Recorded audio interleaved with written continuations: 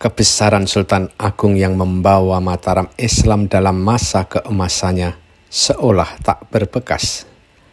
Kerajaannya di Keraton Kerto yang terletak di Dusun Kerto, Desa Pleret, Kecamatan Pleret, Kabupaten Bantul, hanya tinggal reruntuhan batu bata, 2 ompak batu andesit, dan bekas tangga Siti Hinggil. Selebihnya, bekas Keraton Kerto sudah menjadi kebun dan perkampungan penduduk. Padahal dalam catatan sejarah, Keraton Sultan Agung sangat luas dan megah. Seperti apa Keraton Kerto waktu itu? Berikut penggambaran ulang berdasarkan catatan-catatan utusan Belanda yang disusun sejarawan H.J. de Graaf dan visi spiritual seorang pengagum Sultan Agung.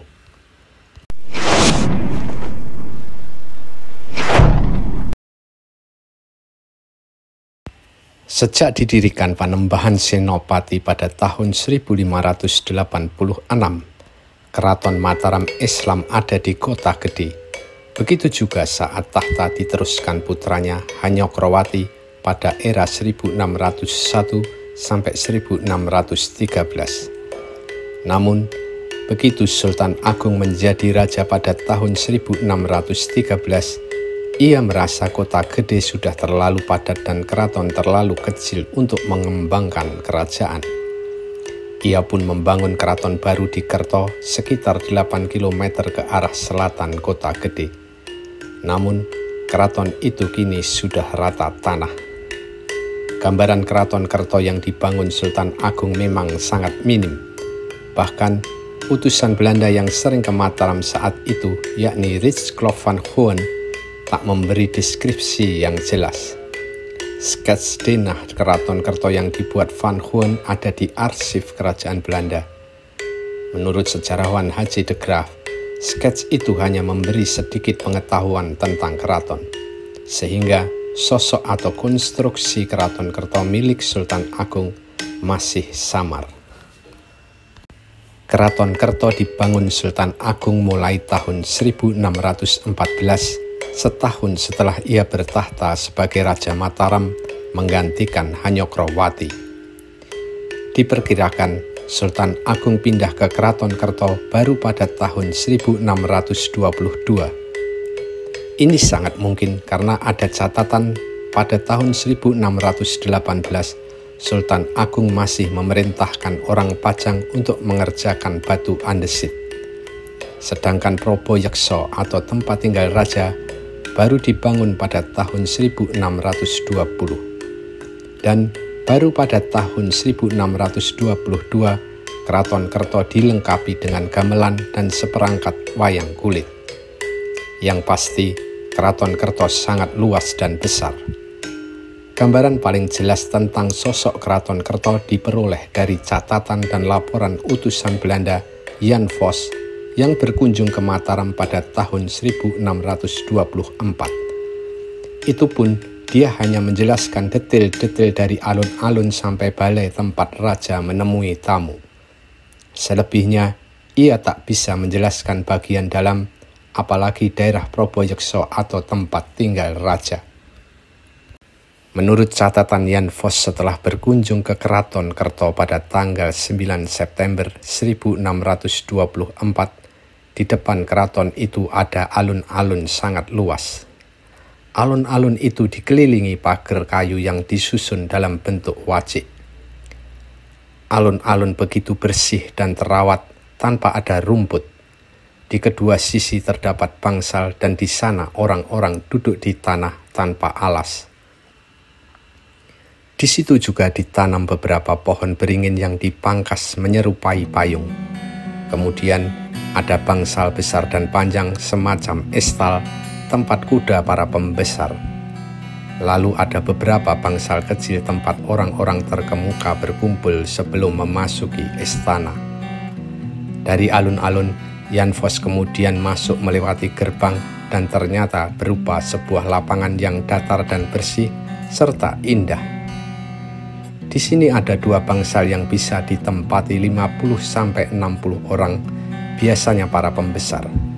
Mereka duduk di atas tanah tanpa alas. Disitulah ruang tunggu sebelum bertemu raja, yang diizinkan baru boleh masuk.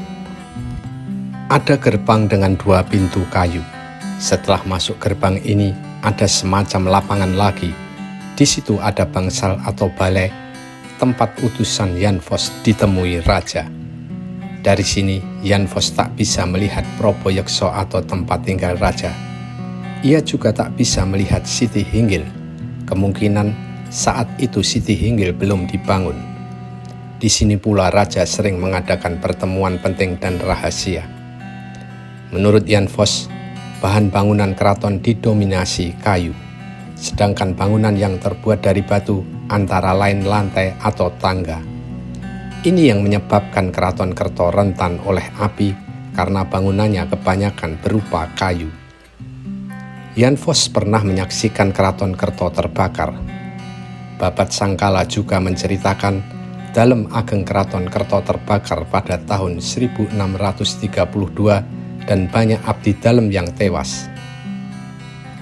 3 tahun kemudian, dalem ageng terbakar lagi.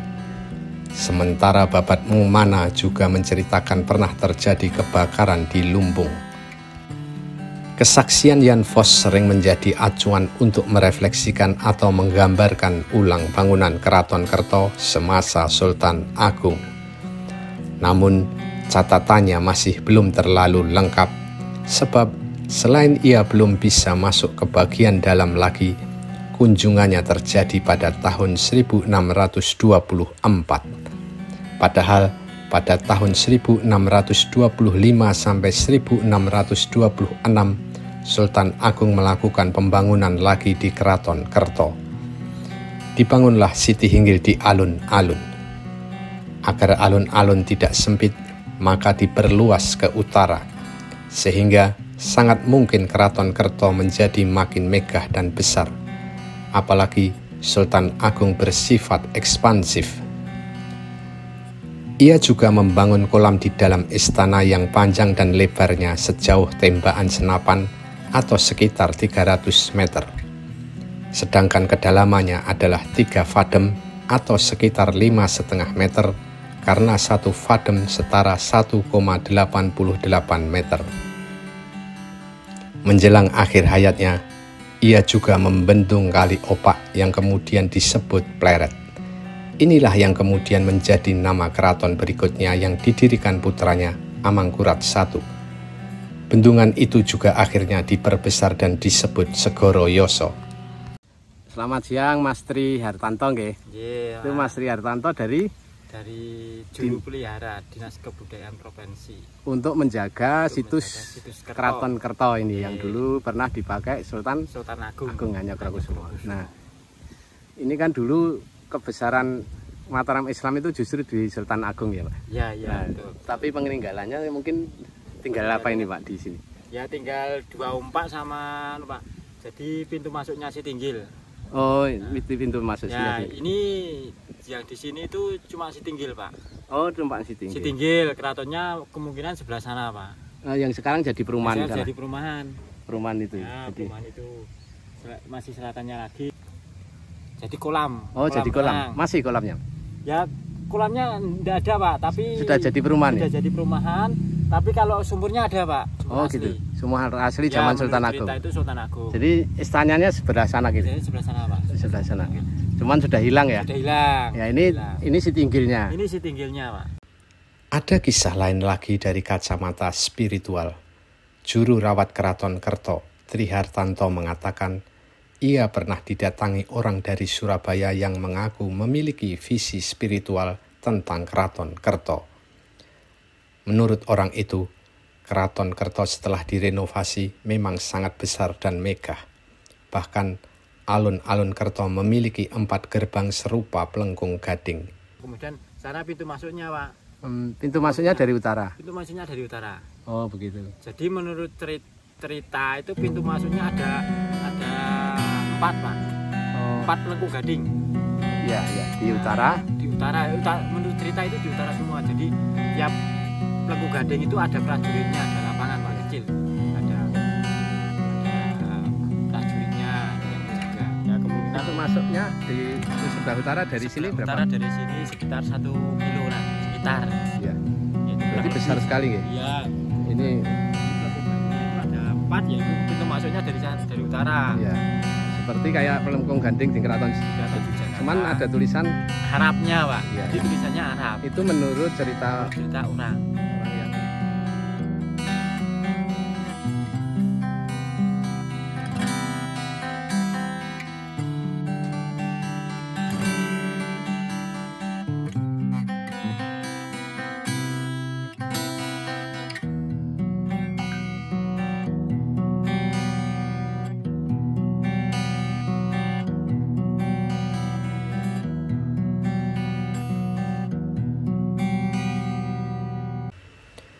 orang itu juga meninggalkan coretan sesuai visi spiritual yang ia lihat tentang gerbang keraton Kerto. Dinas Kebudayaan DIY atau Daerah Istimewa Yogyakarta sudah berusaha menyelamatkan beberapa bagian wilayah Keraton Kerto dengan membebaskan tanah dari penduduk. Tempat itu diperkirakan bekas Siti Hinggil, bangunan tinggi yang berada di sebelah selatan alun-alun. Sedangkan sebelah selatan Siti Hinggil merupakan keraton yang kini sudah menjadi pemukiman penduduk yang padat.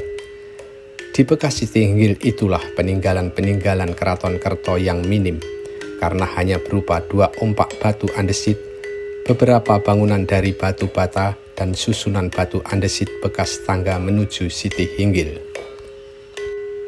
Keraton Kerto bernasib naas dan terbengkalai begitu Sultan Agung wafat pada tahun 1645. Penerusnya, Amangkurat I, tidak mau menggunakan keraton itu. Ia memindah keraton ke Pleret sebelah timur Keraton Kerto yang jaraknya sekitar 2 km. Sedangkan Keraton Kerto semakin terbengkalai dan kemungkinan bahan-bahan bangunannya diangkut untuk membangun Keraton Pleret. Sehingga Keraton Kerto semakin tak terurus dan terbengkalai hingga kemudian rata dan menjadi pemukiman penduduk.